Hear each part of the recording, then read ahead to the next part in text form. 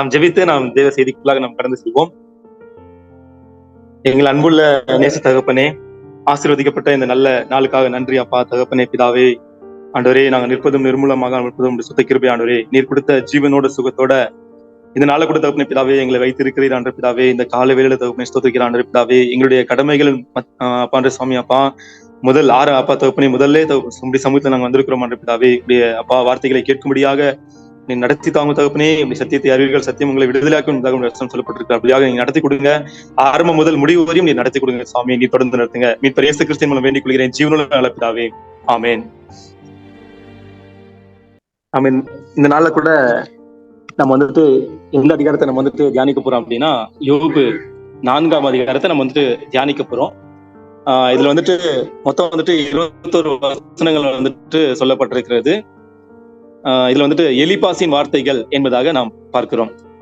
இந்த அதிகாரத்தை நம்ம வந்து தியானிப்பதற்கு முன்பாக ஒரு சில யோபு புத்தகனுடைய சில காரியங்களை நம்ம வந்துட்டு பார்த்து அதுக்கப்புறம் தியானிக்க நம்ம கடந்து செல்வோம். இந்த யோபு புத்தகத்தினுடைய காரியங்களை பார்க்கும்போது இதை எழுதியவர் வந்துட்டு யார் என்று வந்துட்டு தெரியவில்லை என்பதாக போடப்பட்டிருக்கிறது. எழுதப்பட்ட காலமும் நம்ம பார்க்கும்போது நிச்சயமான காலம் தெரியவில்லை என்பதாக வந்துட்டு பைபிள்ல வந்து நம்ம பார்க்கிறோம். அது மாத்திரமல்ல, இதனுடைய மைய கருத்து என்ன என்பதாக பார்க்கும்போது நீதிமான்கள் துன்பப்படுவது ஏன் என்பதாக இதனுடைய இந்த யோபு புத்தகத்தினுடைய மைய கருத்தாக வந்துட்டு காணப்படுகிறது. அடுத்ததாக இந்த யோபு புத்தகத்தினுடைய பின்னணி என்ன என்பதாக பார்க்கும்போது ஞான இலக்கியம், அதாவது தி விஸ்டம் புக்ஸ் என்பதாக நாம் பார்க்கிறோம். அது மாத்திரமல்ல, கவிதை நூல் என்பதாக கூட கவிதை நூல்களில் இதுவும் ஒன்று என்பதாக நாம் பார்க்கிறோம்.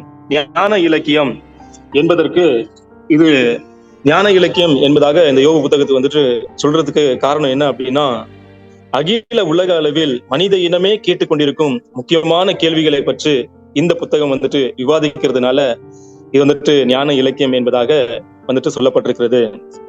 அது மாத்திரமில்ல, கவிதை நூல்களில் ஒன்று என்பதாக சொல்லப்படுவதன் காரணம் என்ன என்று நாம் பார்க்கும்போது இது இந்த புத்தகம் வந்துட்டு கவிதை நடையில் வந்துட்டு எழுதப்பட்டதுனால இது வந்துட்டு கவிதை நூல்களில் ஒன்று என்பதாக இந்த யோபு புத்தகத்தின் பற்றி சொல்லப்பட்டிருக்கிறது.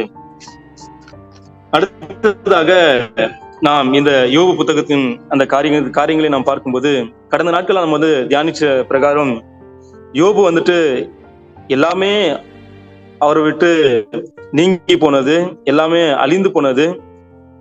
இப்போ யோபு வந்துட்டு அப்படி சரீரத்திலே பற்கள் நிறைஞ்சவராக, ஒரு வேதனைக்குள்ளாக சரீரத்துல ரொம்ப பாடுபடுகிறவராக அங்க வந்துட்டு அவர் புலியில வந்துட்டு அவர் உட்கார்ந்திருக்கிறார். அங்கு உட்கார்ந்திருக்கும் போது அங்கு அவர்களுடைய சிநேகிதர்கள் வந்துட்டு அவரிடத்தில் வந்துட்டு வருகிறது நம்ம வந்துட்டு பார்க்க முடிகிறது. நீங்க பாத்தீங்கன்னா யோபு 2ஆம் அதிகாரம் 11ஆம் வசனத்துல என்ன சொல்லப்பட்டிருக்கு அப்படின்னா, 3 நண்பர்கள் அவனுக்காக பரிதபிக்கவும், அவனுக்கு நேரிட்ட தீமைகள் யாவையும் கேள்விப்பட்ட போது அவனுக்காக பரிதபிக்கவும், அவனுக்கு ஆறுதல் சொல்லவும் ஒருவரோடொருவர் யோசனை பண்ணி கொண்டு அவரவர் தங்கள் ஸ்தலங்களிலிருந்து வந்தார்கள் என்பதாக போடப்பட்டிருக்கிறது. இங்கு யோபுக்கு நேரிட்டிருக்கிற இந்த துக்கமான காரியங்களுக்கு வந்துட்டு நம்ம அவனுக்கு ஆறுதல் சொல்லணும், அவனுக்காக நம்ம பரிதபிக்கணும், அவனுக்கு யோசனை சொல்லணும் அப்படின்னு சொல்லி ஒருத்தர் அவங்க என்ன பண்ணிக்கிட்டாங்கன்னா பேசிக்கிட்டு அவங்க என்ன பண்றாங்க, யோபு கிட்ட வந்துட்டு வராங்க. ஆனா தூரத்துல இருந்து அவனை பார்க்கும்போதே அவனுடைய உரு தெரியாம ரொம்ப அவங்க வந்துட்டு அவனுடைய சால்வே அவங்க வந்துட்டு கிழிச்சுக்கிட்டு அவங்க என்ன பண்றாங்கன்னா அவங்க தலையின் மேல புழுதியை போட்டுக்கொண்டு அவங்க வந்துட்டு யோபு பக்கத்துல 7 நாள் வந்துட்டு அவங்க வந்து உட்கார்றாங்க. அந்த அளவுக்கு அவனுடைய வேதனைகள் வந்துட்டு காணப்படுகிறது. இங்க ஆரம்பத்துல வந்துட்டு அவங்க மேல பரிதாபப்பட்டவர்கள் போக போக அங்க 7 நாள் உட்கார்ந்து யோபு பார்த்து என்ன நினைக்கிறாங்க அப்படின்னா, இவன் இப்படிப்பட்ட ஒரு துக்கத்தை இவன் மேல வந்திருக்கிறதுனா, இப்படிப்பட்ட பாடு இவன் மேல வந்திருக்கிறதுனா, இவன் ஏதோ தப்பு பண்ணியிருக்கிறான், யோபு ஏதோ தப்பு பண்ணியிருக்கான் அப்படின்னு சொல்லிதான் அவனுடைய மனசுல வந்துட்டு ஓடிட்டே இருக்குது. அடிக்கடி அவனை பார்த்து அவன் என்ன பண்ண அவங்க நினைக்கிறாங்க, யோபு இப்படிப்பட்ட ஒரு தண்டனை வந்ததுக்கு காரணம் என்ன அப்படின்னா அவன் செய்த பாவமே என்பதாக அவருடைய இருதயத்துல வந்துட்டு, அந்த நண்பர்களுடைய இருதயத்துல வந்துட்டு அவர்கள் நினைக்கிற ஒரு காரியமா இருக்கிறது. ஆனால் இந்த ஒரு காரியம்தான் யோபு ஏற்றுக்கொள்ளவே முடியவில்லை. அவருடைய மனோபாவத்தை இவன் ஏற்றுக்கொள்ள முடியவே இல்லை என்பதாக இங்கு நாம் வந்து பார்க்க முடிகிறது. இந்த 3 நண்பர்கள் அவர்களுடைய பெயர் என்ன என்பதாக பார்க்கும்போது எலிபாஸ் என்பதாக பார்க்கிறோம். அடுத்த நண்பன் பில்தாத் என்பதாக பார்க்கிறோம். அது மாத்திரமல்ல, அடுத்த நண்பன் சோப்பார் என்பதாக நாம் பார்க்கிறோம். இவர்கள் இந்த யோபு புத்தகத்தை நாம் பார்க்கும்போது இவர்கள் யோபுவோடு வந்துட்டு அவர்கள் வாதாடுகிறார்கள், விவாதிக்கிறார்கள். அவர்களுடைய பெயரும் அவர் வாதிக்கிற அந்த காரியமும் அதனுடைய அவர்களுக்கு வந்துட்டு ஒரு அர்த்தமே வந்துட்டு இருக்கிறது. அதுக்கு வந்துட்டு ஒரு பொருள் இருக்குது, அவங்க பெயருக்கு ஏற்ற மாதிரி ஒரு பொருள் இருக்கு அப்படின்னு சொல்லி நம்ம பாக்குறோம். முதலாவது எலிபாஸ் நம்ம வந்து பார்த்தோம் அப்படின்னா, எலிபாஸ் என்றால் தேவனே தேவனே பெலன் என்பதாக பொருள், அல்லது தேவனே சிறந்த பொன் என்பதாக அவருடைய பெயரினுடைய அர்த்தமாக இருக்கிறது. அடுத்ததாக பில்தாத் என்பதாக நாம் பார்க்கும்போது வாதத்தின் மகன் அல்லது சண்டையின் மகன் என்பதாக நாம் பார்க்கிறோம். ஒரு கேடான ஒரு மனிதனாக இந்த பில்தாத் வந்து காணப்படுகிறான். ஒரு முரடனான ஒரு மனுஷனாக இந்த பில்தாத், அவனுடைய வாதமும் அவன் யோவோடு பேசுகிற காரியமும் அப்படியாக காணப்படுகிறது. அடுத்ததாக சோப்பார் என்றால் சிட்டுக்குருவி என்று பொருள் என்பதாக நாம் பார்க்கிறோம். இந்த சிட்டுக்குருவி வந்துட்டு அது நாவினால எப்படி கீச் கீச் அப்படின்னு சொல்லி அடிக்கடி வந்துட்டு அது சத்தம் போடும். அதே போல இங்க வந்துட்டு சோப்பார் நம்ம பார்த்தோம் அப்படின்னா அவருடைய நாவை கொண்டு அவரு கரடு முரடா வந்துட்டு யோபு மேல வந்துட்டு அவரை தாக்குகிறத நம்ம வந்துட்டு பார்க்க முடிகிறது. இப்படியாக இந்த 3 நண்பர்களும் இப்படியாக அவன் மேல ஆரம்பத்துல பரிதபிக்கவும் அவன் மேல ஆறுதல் சொல்லவும் வந்த அந்த நண்பர்கள் அவனை பார்த்து சில நாள் கடந்ததுக்கு அப்புறம் அவன் மேல வந்துட்டு அவனை ஏற்கனவே ஒரு நொந்து போய் வந்துட்டு இருக்கிற அந்த மனுஷனை இன்னும் அவனை வந்துட்டு வருத்தப்படுகிற காரியங்கள், இன்னும் கஷ்டப்படுத்துற காரியங்கள், ஒரு மனுஷன் கஷ்டத்தோடு இருக்கும்போது அவனுக்கு நம்ம இன்னும் கஷ்டத்தை கொடுக்கிறவர்களாக நம்ம வந்துட்டு இன்னும் பாரத்தை கொடுக்கிறவர்களாக நம்ம வந்துட்டு இருக்கக்கூடாது, அவனுக்கு ஆறுதல் சொல்கிறவர்களாக நாம் காணப்பட வேண்டும் என்பதாக நாம் பார்க்கிறோம். இந்த யோபு புத்தகத்தை நம்ம வந்துட்டு எடுத்துக்கிட்டோம் அப்படின்னா இது வந்துட்டு ஒரு போட்டியை போல வந்துட்டு காணப்படுகிறது. ஒரு விளையாட்டு, ஒரு போட்டி நம்ம பார்த்தோம் அப்படின்னா ஒரு பேச்சு போட்டி வச்சோம்னா பேசுவாங்க, ஞானத்தை கொண்டு அவங்க வந்துட்டு பேசுவாங்க, அறிவை கொண்டு அவங்க வந்து பேசுவாங்க. இன்னும் பட்டிமன்றத்தை எடுத்துக்கிட்டோம் அப்படின்னா ஒரு தலைப்பை வைப்பாங்க. அந்த தலைப்புல வந்துட்டு 2 டீம் இருக்கும், 2 குழு இருக்கும். அதுல வந்துட்டு ஒரு தலைப்பை வச்சு ஒரு டீம் வந்துட்டு அதை பத்தி சரி அப்படின்னு சொல்லி பேசுவாங்க, அறிவை கொண்டு அவங்க வந்துட்டு வாதிப்பாங்க. இன்னொன்னு வந்துட்டு அது வந்துட்டு சரியில்லை அப்படின்னு சொல்லி இன்னொரு டீம் வந்துட்டு வாதிக்கிறது போல 2 டீமே வந்துட்டு சரியில்லை அப்படின்னு சொல்லி அவங்கள ஞானத்தை கொண்டு அவங்க என்ன பண்ணுவாங்கன்னா வாதிப்பாங்க. அப்படியாக பேசுவாங்க, அறிவை கொண்டு அவங்க வந்துட்டு பேசுவாங்க. இது அப்படியாக இந்த நூல் நீங்க பாத்தீங்கன்னா, இந்த புத்தகம் நீங்க பாத்தீங்க அப்படின்னா அவங்க அறிவை கொண்டு ஒருத்தர் வந்துட்டு யோபுவும் இந்த 3 நண்பர்களும் பேசுகிற காரியமாக வந்துட்டு காணப்படுகிறது. எப்படி ஒரு கால்பந்து விளையாட்டில் அல்லது கூடைப்பந்து, இன்னும் ஹாக்கி, கிரிக்கெட், இப்படிப்பட்ட ஒரு விளையாட்டுல நம்ம பார்க்கும்போது சரீரத்தினுடைய பலத்தை கொண்டு நம்ம வந்து என்ன பண்றோம், சரீரத்தினுடைய பலனை பயன்படுத்தி நம்ம வந்து என்ன பண்றோம்னா விளையாடுறோம். ஆனா இங்க இந்த நூல்ல வந்துட்டு அவர்கள் ஞானத்தை கொண்டு இங்க பேசுகிற ஒரு காரியம், ஒரு போட்டியை போல வந்துட்டு ஞானத்தை கொண்டு பேசுகிற ஒரு காரியமாக அறிவு அளவிலான போட்டி என்பதாக நாம் பார்க்க முடிகிறது. அடுத்ததாக நம்ம வந்துட்டு இப்போ இந்த அதிகாரத்துக்குள்ள நம்ம வந்துட்டு 4ஆம் அதிகாரத்தை நம்ம வந்துட்டு தியானிப்போம். இங்க வந்துட்டு முதல் சில வசனங்களை நம்ம வந்துட்டு வாசிப்போம். அப்பொழுது தேமானியனாகிய எலிபாஸ் பிரதியுத்தரமாக, நாங்கள் உம்முடனே பேச துணிந்தால் ஆயாசப்படுவீரோ? ஆனாலும் பேசாமல் அடக்கிக் கொள்ள தக்கவன் யார்? இதோ நீர் அநேகருக்கு புத்தி சொல்லி இளைத்த கைகளை திடப்படுத்தினீர். விழுகிறவனை உம்முடைய வார்த்தைகளால் நிற்க பண்ணி தள்ளாடுகிற முழங்கால்களை பலப்படுத்தினீர். இப்பொழுதோ துன்பம் உமக்கு நேரிட்டபடியினால் ஆயாசப்படுகிறீர், அது உம்மை தொட்டதினால் கலங்குகிறீர் என்பதாக போடப்பட்டிருக்கிறது. இங்கு நாம் பார்க்கும்போது இங்கு முதலாவது எலிபாஸ் வந்துட்டு அவன் வந்துட்டு பேசுகிறத நம்ம வந்துட்டு பாக்குறோம். எலிபாஸ் அவன் பேச்சு வந்துட்டு ஆரம்பிக்கிறான் அப்படின்னு சொல்லி நம்ம வந்து பாக்குறோம். இங்க ஆரம்பிக்கும் போது அவர் என்ன சொல்றாரு அப்படின்னா, யோபு, நீ வந்துட்டு செல்வ செழிப்புமா இருக்கும்போது, நீ சுகத்தோடு பலத்தோடு இருக்கும்போது, உங்ககிட்ட கஷ்டம்னு வரவங்களுக்கு நீ வந்துட்டு உதவியா இருந்த, பாடுபட்டவங்க வந்துட்டு உங்கள்கிட்ட வரும்போது நீ அவங்களுக்கு நல்ல புத்தி இல்லாம நடக்கிறவங்களுக்கு நீ புத்தி சொல்லி வந்த அப்படின்னு சொல்லி சொல்ற காரியங்களை நம்ம வந்து பாக்குறோம். நீ அநேகருக்கு புத்தி சொல்லி இளைத்த கைகளை திடப்படுத்தினீர், விழுகிறவனை உம்முடைய வார்த்தைகளால் நிற்க பண்ணி தள்ளாடுகிற முழங்கால்களை பலப்படுத்தினீர் என்பதாக நாம் பார்க்கிறோம். திடப்படுத்தினீர், நிற்க பண்ணினீர், பலப்படுத்தினீர் என்பதாக, விழுகிறவனை நீர் நிற்க பண்ணினீர் என்பதாக, உம்முடைய வார்த்தையினால் நிற்க பண்ணினீர் என்பதாக நாம் பார்க்கிறோம். ஒரு யோபு நீங்க பாத்தீங்க அப்படின்னா அவர் கஷ்டப்படுறவங்க வந்துட்டு ஒரு துணையாக வந்துட்டு இருந்திருக்கிறார். எப்படி இயேசு கிறிஸ்து அப்படிதான் கஷ்டப்படும் ஒரு நபருக்கு வந்துட்டு அவரு ஆதரவாக இருப்பார், திடப்படுத்துவார், நிற்க பண்ணுவார், பலப்படுத்துவார், ஆலோசனை கர்த்தாவாக இருந்து ஆலோசனை தந்து, இப்படியாக இயேசு கிறிஸ்து எப்படி இருந்தாரோ அதே போல இங்கு யோபுவினுடைய வாழ்க்கை சுயநலமாக அல்ல, கஷ்டப்படும் நபரை வந்துட்டு அவனுக்கு புத்தி சொல்லி அவனை ஒழுங்கு பாதையில அவரை நடத்துகிறவராக, ஆலோசனை தருகிறவராக, உதவி செய்கிறவராக இங்கு யோபு வந்துட்டு வாழ்ந்தார் என்பதாக நாம் பார்க்கிறோம்.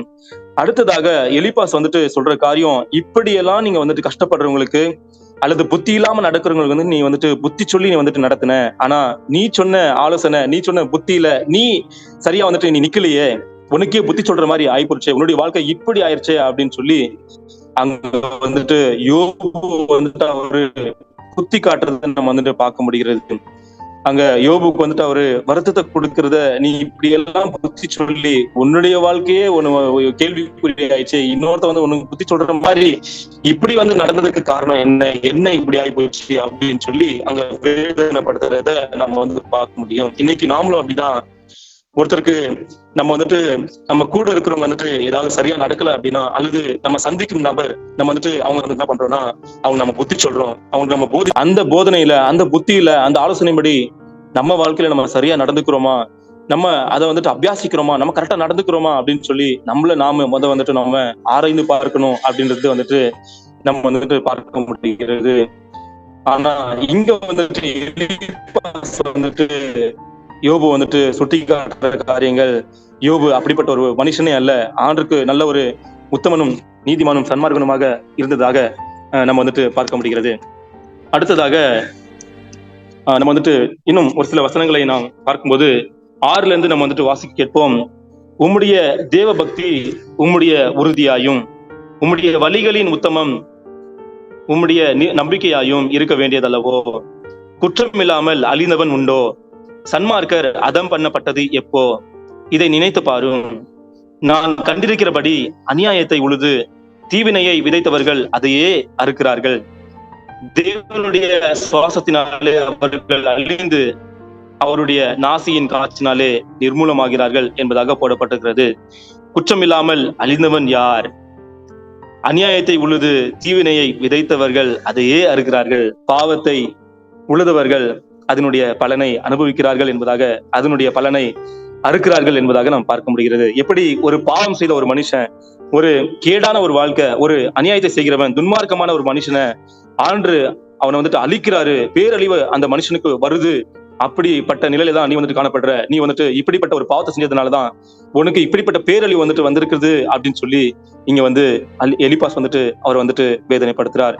ஆனால் நமக்கு தெரியும், நாம் ஆரம்ப அந்த அதிகாரத்துல இருந்து முதல் அதிகாரத்துல இருந்து பார்க்கும்போது அந்த பரலோகத்தில் நடந்த காரியம், அங்கு தேவனோடு பிசாசு அனுமதியோடு இங்க வந்துட்டு சோதிக்கிற காரியங்கள் நாம் அறிந்திருக்கிறோம். ஆனால் அந்த காரியம் எலிப்பாசுக்கு தெரியாததுனால் இங்க வந்து யோபு வந்து அவன் செய்த பாவத்தினாலதான் இப்படிப்பட்ட ஒரு தீங்கு அவனுக்கு வந்திருக்கிறது, பாவத்தின் விளைவாக தான் இப்படிப்பட்ட அதன் பலனை வந்துட்டு அறுத்து இந்த அளவு பேரழிவு வந்துட்டு சந்தித்து இருக்கிறது. சன்மார்க்கர் அதம் பண்ணப்பட்டது எப்போ என்பதாக நாம் பார்க்கிறோம். இப்படிப்பட்ட சன்மார்க்கனுக்கு இப்படிப்பட்ட தீங்கு வராது, நீதிமான்களுக்கு இப்படிப்பட்ட தீங்கு வராது, தேவன் அவர்களுக்கு சகாயராக தான் இருப்பார், உதவியாக தான் இருப்பார். ஆனால் இப்படி உனக்கு நேரிட்டு இருக்கிறதுக்கு காரணம் நீ பண்ண ஒரு காரியம், ஏதாவது பாவம் செய்து இருப்ப அப்படின்னு சொல்லி இங்க எலிப்பாஸ் வந்துட்டு நினைக்கிற காரியங்களை நம்ம பார்க்க முடிகிறது. அடுத்ததாக இன்னும் நாம் 13ஆம் வசனத்துல இருந்து நம்ம வாசிக்கும் போது, மனுஷர் மேல் அயர்ந்த நித்திரை இறங்குகையில் தரிசனங்களில் பலவித தோற்றங்கள் உண்டாகும் போது திகிலும் நடுக்கமும் என்னை பிடித்தது, என் எலும்புகள் எல்லாம் நடுங்கினது. அப்பொழுது ஒரு ஆவி என் முகத்துக்கு முன்பாக கடந்தது, என் உடலின் மயிர் சிலிர்த்தது, அது ஒரு உரு போல என் கண்களுக்கு முன் நின்றது, ஆனாலும் அதன் ரூபம் இன்னதென்று விளங்கவில்லை. அமைதல் உண்டாயிற்று. அப்பொழுது நான் கேட்ட சத்தமாவது, மனுஷன் தேவனை பார்க்கிலும் நீதிமானா இருப்பானோ, மனுபுத்திரன் தன்னை உண்டாக்கினவரை பார்க்கிலும் சுத்தமாய் இருப்பானோ என்பதாக இங்க சொல்லப்பட்டிருக்கிறது. இங்க வந்து நாம் பார்க்கிறோம், இங்கு எலிப்பாஸ் வந்துட்டு ஒரு தரிசனத்தை, ஒரு காட்சியை கண்டது போல அங்க வந்துட்டு யோபு கிட்ட வந்துட்டு அவர் சொல்றாரு, நான் ஒரு தரிசனத்தை கண்டேன் அப்படின்னு வந்துட்டு ஒரு காரியத்தை சொல்றாரு. இந்த மாதிரி வந்துட்டு ஒரு ஆவி, ஒரு அயர்ந்த நித்திரையா இருக்கும்போது ஒரு ஆவி என் கண்களுக்கு முன்பாக கடந்து சென்றது, அது எனக்கு முன்பாக நின்றது, எனக்கு வந்து திகிலும் பயமும் என்னை பிடித்தது, நான் பயந்து போயிருந்தேன் அப்படின்னு சொல்லி சொல்றாரு. அது மாத்திரமல்ல, அதுகிட்ட இருந்து வந்த சத்தம் என்ன அப்படின்னா, மனுஷன் தேவனை பார்க்கிலும் நீதிமானா இருப்பானோ, மனுபுத்திரன் தன்னை உண்டாக்கினவரை பார்க்கிலும் சுத்தமா இருப்பானோ என்பதாக அங்கிருந்து வந்த சத்தம் என்பதாக இங்க எலிப்பாஸ் கூறுகிறார். இங்கு நாம் எல்லாருக்கும் தெரிந்த ஒரு உண்மை என்ன என்பது, இது எல்லாருக்கும் ஒரு சாதாரணமாக தெரியக்கூடிய உண்மைதான் இது. நாம் தேவனை பார்க்கிலும் நீதிமானா, அவரை பார்க்கிலும் பரிசுத்தமா, நாம் சுத்தமா இருக்க முடியுமா? அவர்தான் பரிசுத்தர், அவரிடத்தில் எவ்வித மாசும் இல்லை. அது எல்லாருக்கும் தெரிந்த ஒரு உண்மைதான். ஆனால் இதை ஒரு தரிசனத்தை கண்டது போல அவர் வந்து சொல்லுகிறார். ஒரு பெரிய காட்சியை பார்த்து ஒரு சாதாரண ஒரு ஒரு ஒரு கருத்தை கொண்டு வருவது போல அவர் சொல்லுகிற காரியங்களை நாம் அறிகிறோம். இங்கு யோபு ஒரு பரிசுத்தன் இல்ல, நீ ஒரு நீதிமான் சொல்லி நினைக்கிற காரியங்கள் அது இல்ல, தேவனை பார்க்கலும் நீதிமானா என்பதாக கேள்வி கேட்கக்கூடிய ஒரு காரியமா இருக்கிறது. இங்கு எலிப்பாஸ் என்னமோ நீதிமான் போல, யோபு வந்துட்டு பாவத்தை செஞ்சு அங்க கஷ்டத்தை அனுபவிக்கிற போல இவர் வந்துட்டு கேட்கிற கேள்வியாக வந்துட்டு இருக்கிறது. இன்னைக்கு நாமளும் அப்படிதான், நாம தான் நீதிமான், நாம வந்து சரி அப்படின்னு சொல்லி இன்னொருத்தனை மட்டம் தட்டி பேசி, இன்னொருத்தன் வந்துட்டு வரும்போது அவனுக்கு மேன்மையாக நம்ம வந்துட்டு எண்ணி நம்ம பேசுற காரியங்கள்லாம் நம்ம வந்துட்டு அறிகிறோம். அதனால் நாம் யாவரையும் நாம் கனம் பண்ண நாம் வந்துட்டு யோசிப்போம். என்னை கனம் பண்ணுகிறவர்களை நானும் கனம் பண்ணுவேன், அப்படியாக வசனம் சொல்லப்பட்டிருக்கிறது. அப்படியாக நாம் தேவனுடைய சாயலில் நாம் இருக்கிறபடியால் சாட்சியாக நாம் அனைவரையும் நாம் கனம் செய்து நாம் இப்படியாக நாம் வாழ வேண்டும், ஆறுதல் சொல்லுகிறவர்களாக நாம் வந்துட்டு வாழ வேண்டும் என்பதாக நாம் பார்க்க முடிகிறது. அடுத்ததாக நாம் 18-19 வசனத்திலே நாம் பார்க்கும்போது, கேளும், அவர் தம்முடைய பணிவிடைக்காரரிடத்தில் நம்பிக்கை வைப்பதில்லை, தம்முடைய தூதரின் மேல் புத்தியினத்தை சுமத்துகிறாரு, புழுதியில் அஸ்திவாரம் போட்டு மண் வீடுகளில் வாசம் பண்ணி பொட்டு பூச்சியால் அரிக்கப்படுகிறவர்கள் மேல் அவர் நம்பிக்கை வைப்பது எப்படி என்பதாக நாம் பார்க்கிறோம். இங்க வந்து இந்த 18ஆம் வசனத்திலையும் 19ஆம் வசனத்திலும் நாம் பார்க்கும்போது, தேவதூதர் அங்கு பரலோகத்தில் இருக்கிறார்கள், அவர்களே ஒரு சில நேரங்களில் புத்தீனமாய் நடக்கிறார்கள். அவர்களை காட்டிலும் நாம் மண்ணினால் நாம் இந்த ஒரு புழுதியில அஸ்திபாரம் போடப்பட்டவர்களாய் நாம் காணப்படுகிறோம். மண்ணினால் அல்லது களிமண்ணினால் நம்ம வந்துட்டு சிருஷ்டிக்கப்பட்டிருக்கிறோம், உண்டாக்கப்பட்டிருக்கிறோம். நாம் மண்ணுக்கே திரும்பக்கூடியவர்கள் நாம் எம்மாத்திரம், அவர் நம்ம மேல போய் எப்படி நம்பிக்கை வைப்பார் என்பதாகலாம் அங்க வந்துட்டு சாதாரண மனிதர்கள் நாம் மண்ணானவர்கள், மண்ணுக்கே திரும்பக்கூடியவர்கள் என்பதாக அங்க சொல்லுகிறார்.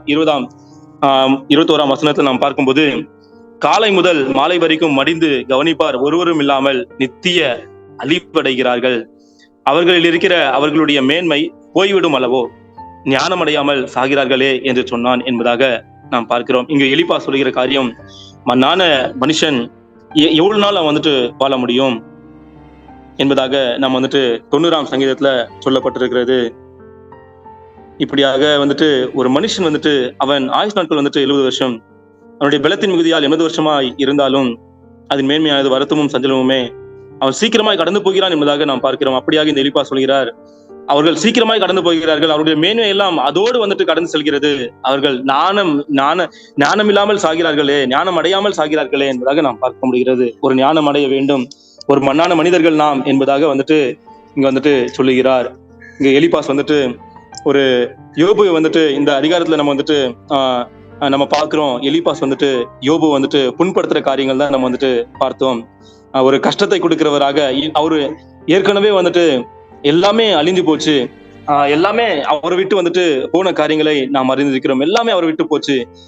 அது மாத்திரமல்ல, மனைவியும் தேவனை தூஷித்து ஜீவனும் என்பதாக வந்துட்டு அங்க சொல்லுகிற காரியங்களை நாம் அறிந்திருக்கிறோம். கடைசியாக நண்பனாவது வந்துட்டு ஆறுதல் சொல்லும்படியாக 2ஆம் அதிகாரத்துல 11ஆம் வசனத்துல நம்ம வந்து வாசிக்க கேட்டோம். ஆறுதல் பரிதபிக்கும்படியாக அந்த நண்பர்கள் வந்தாலும் அவர்களும் கூட அங்கு யோபுவை வந்துட்டு ஒரு கஷ்டத்தை கொடுக்கிறவர்களாக அவர்கள் காணப்படுகிறார்கள். இப்படியாக வந்துட்டு நாம் பார்க்கிறோம்.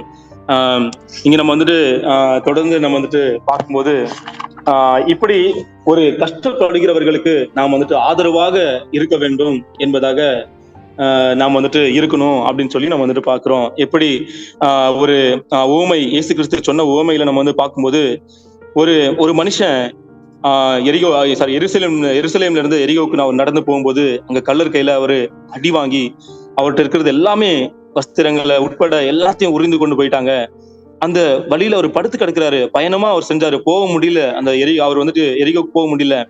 பயணத்துல இருக்கிறாரு, கஷ்டத்தோட இருக்கிறாரு, எழுந்து கூட அவர் போக முடியல. ஆனா அங்க நீங்க பாத்தீங்கன்னா சமாரியன் வந்துட்டு அவருக்கு உதவி செய்யறாரு. கஷ்டத்தோட, காயத்தோட, பாடுபட்டு அவர் ஒடுங்கி போய் ரத்த வெள்ளத்தோட அவர் இருக்கிறாரு. அங்க சமாரியன் நீங்க பாத்தீங்க அப்படின்னா, அவர் வந்து திராட்சை ரசத்தையும் எண்ணெயும் வார்த்து காயத்தை கட்டி அவரு தன் சுய வாகனத்து மேல ஏற்றுக்கொண்டு அவர் நடந்து போறாரு, சத்திரத்துக்கு கொண்டு போறாரு.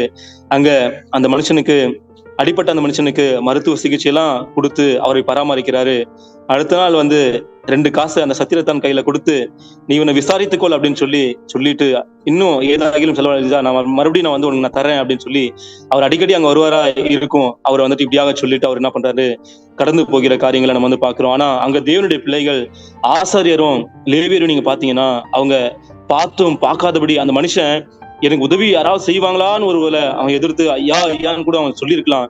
அந்த 2 மனுஷங்களும் பார்த்து அந்த உதவிக்கு வந்துட்டு உதவி செய்யாதபடி அப்படியே கடந்து போறாங்க. மனசு வேதனை, மனுஷன் வந்துட்டு நாசியில் சுவாசம் உள்ள மனுஷனை நம்புவதை பார்க்கிறோம், கர்த்தர் பேரில் பச்சதலா இருப்பதை நல்லம் என்பதாக ஆண்டுடைய வசனம் சொல்லப்பட்டிருக்கிறது. இப்படியாக அந்த மனுஷன் அப்படியே எண்ணிருப்பான், எனக்கு வந்து உதவி செய்வாராம் அப்படின்னு சொல்லி. ஆனா இயேசு கிறிஸ்து ஒரு நல்ல சமாரியனுக்கு வந்துட்டு ஒப்பிடப்படுகிறார். அங்க வந்த சமாரியன் இயேசு கிறிஸ்துவாக இருக்கிறார். அங்கு பாடுபட்டு அடிபட்டு நாம் அங்க காணப்படுகிற அந்த மனுஷன் தான் நாம்.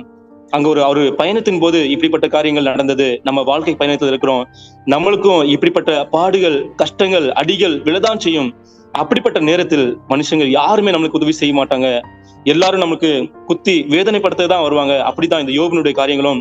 இவர்கள் எல்லாரும் மனுஷர்கள் எல்லாரும் அவனை சார்ந்தவர்கள் எல்லாரும் வேதனை கொடுக்கிறவர்களா இருந்தாலும் ஆண்டவருக்கு அந்த சோதனை நேரத்துல பொறுமையை கொடுத்தது அவனுடைய கிருபைதான் அப்படின்னு சொல்லி நம்ம பாக்குறோம்.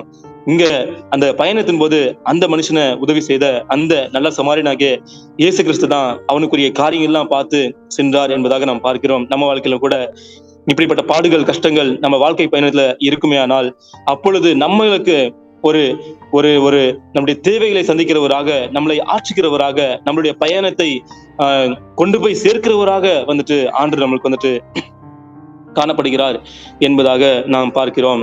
கடைசியாக 2 வசனங்களை நாம் தியானித்து நாம் இந்த செய்தியை நாம் வந்துட்டு நிறைவு செய்வோம் என்பதாக நாம் பார்க்கிறோம். இங்க வந்துட்டு 1 பேதுரு 1ஆம் அதிகாரம் வசனம் 6, 7, 6 பின்பகுதி நம்ம வந்து பார்க்கும்போது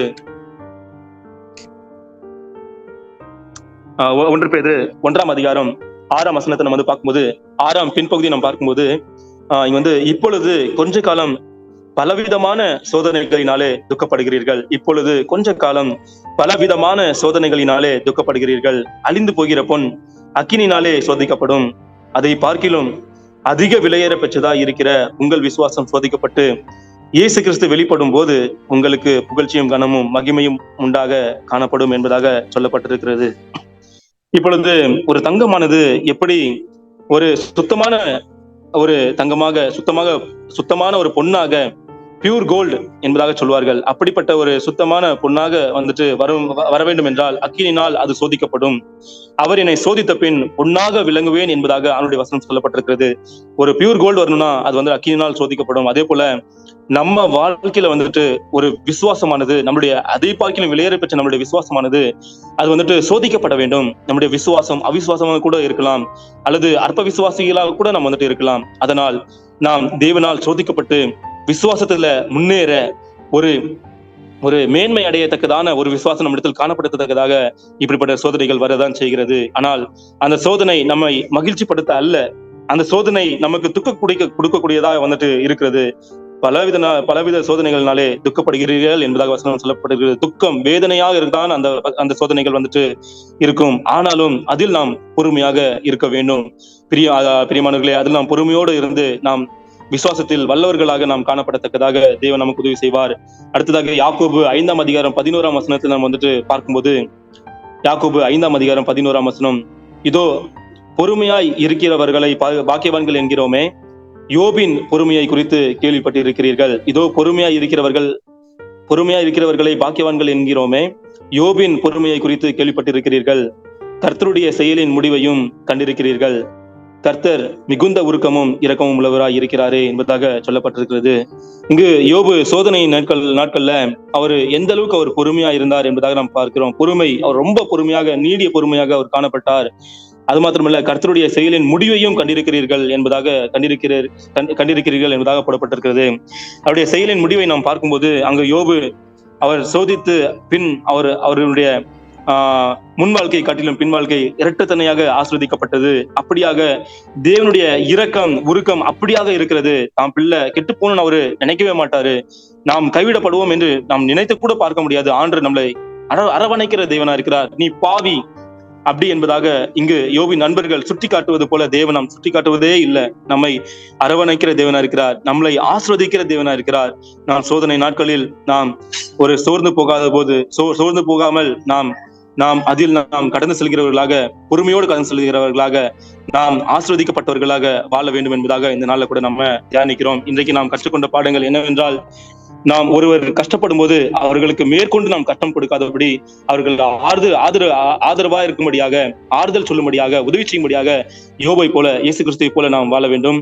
அது மாத்திரமல்ல, சோதனை நாட்கள்ல நம்மளுக்கும் வரும் சோதனை நேரத்துல நம்ம சோர்ந்து போகாதபடி, துக்கமா இருந்தாலும் வேதனையா இருந்தாலும் அதில் நாம் நடக்க பழக வேண்டும். நாம் பொறுமையோடு காத்திருக்கும் போது நம்முடைய விசுவாசமானது வல்லமை உள்ளதாக மாறக்கூடும். அதனால் நாம் அப்படிப்பட்ட ஒரு வாழ்க்கையை நாம் வாழ வேண்டும் என்பதாக தேவன் விரும்புகிறார். தேவன் தாம் இந்த சத்தியத்தை ஆசீர்வதிப்பாராக. நாம் ஜெபிப்போம். எங்களை அளவிற்கு அதிகமாய் நேசிக்கிற எங்கள் அன்புள்ள நேச தகப்பனே, ஆசீர்வதிக்கப்பட்ட இந்த நல்ல நாளுக்காக நன்றி ஐயா. அல்லேலூயா. அப்பா ஸ்தோத்திரம் ஆண்டவரே. இந்த நேரத்துல கூட தகப்பனே பிதாவே, நாங்க இந்த காலை வேளையில நோக்கி ஜெபிக்க துதிக்க நீர் உதவி செய்தீர் ஆண்டவரே. அருமையான சத்தியத்தை நீர் கொடுத்திருக்கிறீர் ஆண்டவரே. அப்பா, மற்றவங்களுக்கு நாங்க உதவி செய்யணும் ஆண்டவரே பிதாவே. மேற்கொண்டு அவங்களுக்கு நாங்க துக்கத்தை கொடுக்க கூடாதுப்பா. சோதனை நேரத்துல நாங்க சோர்ந்து போகாதபடி நாங்க அப்பா பொறுமையோட நாங்க நடக்க எங்களுக்கு நீங்க அப்பா உதவி செய்ய முடியாது ஜெபிக்கிறேன் ஆண்டவரே. இந்த வேளையில கூட தகப்பனே பிதாவே, அப்பா இந்த ஜூம் மீட்டிங்ல கலந்து கொண்டு இருக்கிற ஒவ்வொரு அப்பா தகப்பனே பிள்ளைகளையும் நீரா அப்பா அறிந்திருக்கிறீர். ஒவ்வொரு தேவ பிள்ளைகளையும் நீர் அறிந்திருக்கிறீர் ஆண்டவரே பிதாவே. அப்பா அன்று ஒவ்வொரு குடும்பத்தை நீங்க ஆஸ்வதிங்க ஆண்டவரே. குடும்பத்தின் தேவைகளை சந்திங்க அப்பா.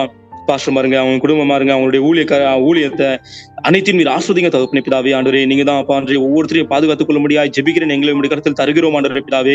நீரே எங்களுக்கு உதவி செய்ய முடியாது ஜெபிக்கிறேன் சுவாமி. ஸ்தோத்திரம் ஆண்டவரே.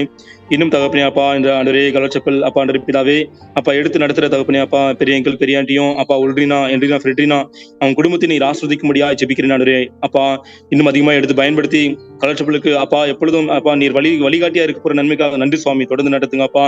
அது மாத்திரம் இல்ல தகப்பனே, ஒரு நாட்கள்ல தகப்பனே அப்பா யாக நடக்க இருக்கிறது தகப்பனே ஆண்டவரே. அப்பா ஆண்களுக்கும் பெண்களுக்கும் அப்பா தனியா நடக்க இருக்குது ஆண்டவரே. முழுக்க தகப்பனே அப்பா யாக நல்லபடியா நடக்கணும் ஆண்டவரே சுவாமி. அப்பா அங்க வர ஒவ்வொரு வாலிப பசங்களும் வாலிப பிள்ளைங்களும் ரொம்ப பிரயோஜனமா அந்த மீட்டிங் இருக்கத்தக்கதாக உதவிச்சிங்க. ஒவ்வொரு பிள்ளைங்களும் நல்லா அதுல அப்பா பார்ட்டிசிபேட் பண்ணி உற்சாகத்தோடு தகப்பனே அந்த மீட்டிங் நீ நடத்தி தர முடியாது ஆண்டவரே. அப்பா சத்தியத்தினால் நிரம்பினவர்களாக உங்களுடைய பிள்ளைகளாய் மாறத்தக்கவர்களாக வாழத்தக்கதாக உதவிச்சிங்க சுவாமி. ஆண்டவரே தொடர்ந்து தகப்பனே பிதாவே, தேசத்தில் நல்ல மழையை கட்டிட முடியாது ஜெபிக்கிறேன் அப்பா.